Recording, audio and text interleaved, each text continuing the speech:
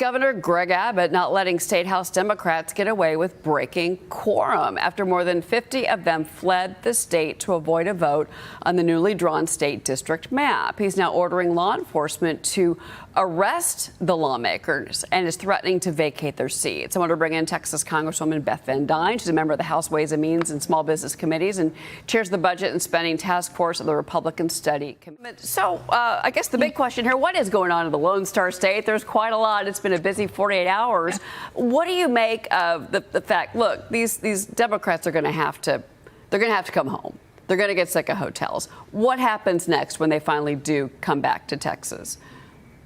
Great question. I mean, well, yes, the Democrats should come home. The Democrats should never have left in the first place. I mean, they swore an oath when they took office that they're going to represent their districts, and by leaving, not even showing up to vote, not even showing up to give their constituents a voice, they're obviously breaking the law. And I'm very proud of our governor for actually stepping up. The other question you have to ask is, you talk about the hotel rooms, paying for those. Who's paying for their travel? Who's paying for their fines? If they're taking dollars improperly, it could be constituted as bribery.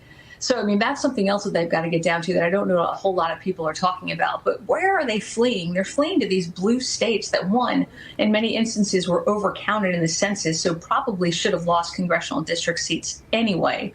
And two, they're fleeing to these sanctuary areas that have been protecting illegal immigrants who've been coming over. And they're relying on those illegal immigrants to populate their congressional districts. So Texas is doing it right. We were undercounted in the census. This gives us an opportunity to right that wrong.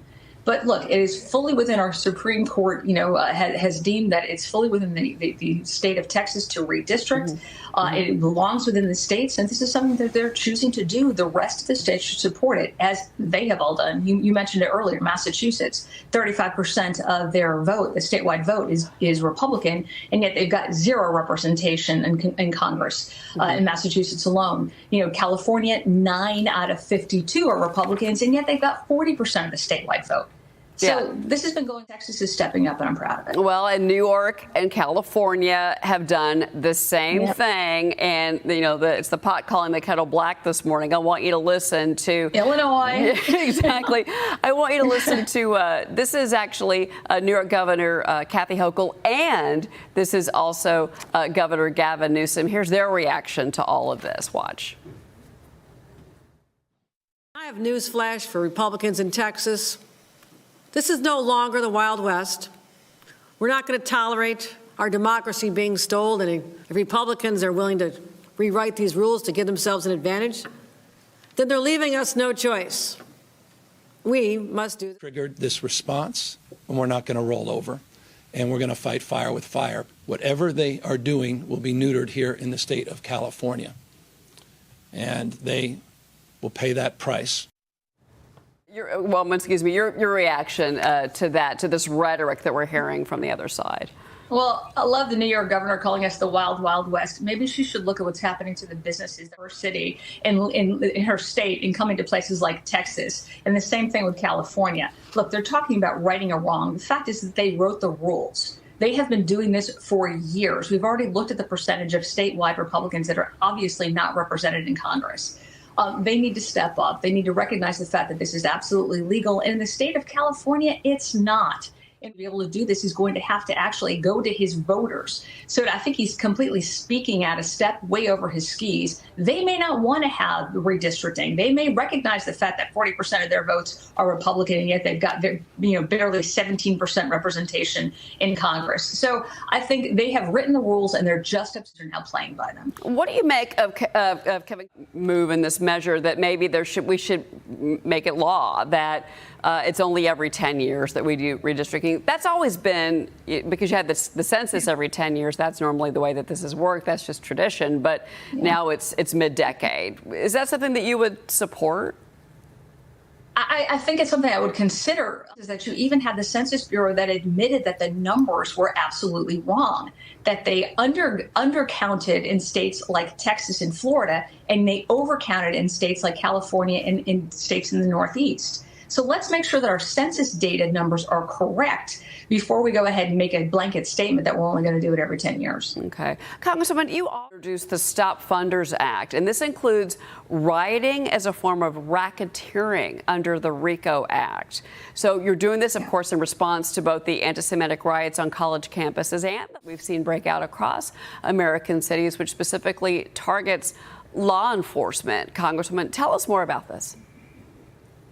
This bill would basically allow the racketeering charges to be forced against organized syndicates that we have, violent organized syndicates that are operating all across our country that are funding, that are organizing these violent riots that we see on campuses and in our cities that oftentimes are targeted against law enforcement. So it would give law enforcement an opportunity to have additional tools at their bequest, to be able to use partnerships with local, state, and federal agencies working together, but also be able to take you've got sanctuary cities that are not protecting their citizens and refusing, in very many cases where you've got Soros-funded DAs, not to file charges, to be able to take it in the federal courts.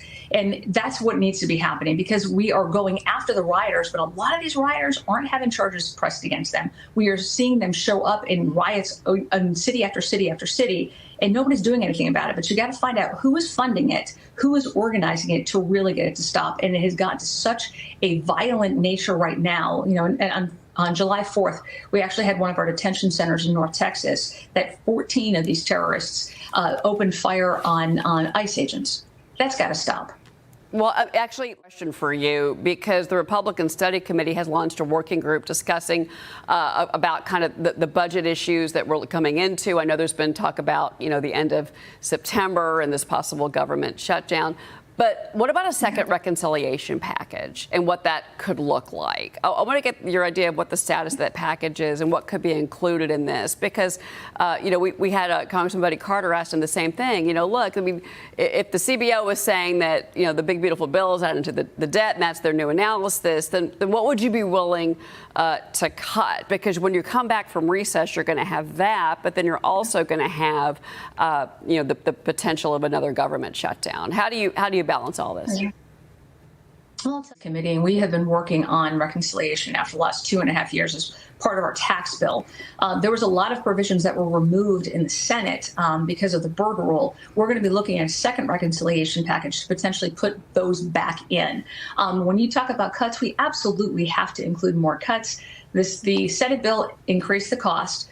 They made many of those provisions permanent, which was a good thing, but they did not take into account a lot of the cost for that. So I think we're going to be looking at further cuts, potentially looking at IRA type spending that was that could have been removed on the first reconciliation bill. But we've got a lot of work to do, and I would love to be able to get back to pre-COVID levels of spend. Even back then, I thought we were spending too much, but we've got to tackle the $37 billion, so $37 trillion in debt that we've got. You know, working with this administration, they're also looking at rescission packages to be able to cut down on some of the waiting. I'm optimistic that we're going to be able to get that before the end of the year. All right. Well, Congresswoman Beth Van Duyne, it's always great to speak with you. Thank you so much. We're going to keep watching the Lone Star State where you are this morning. Thank you, ma'am.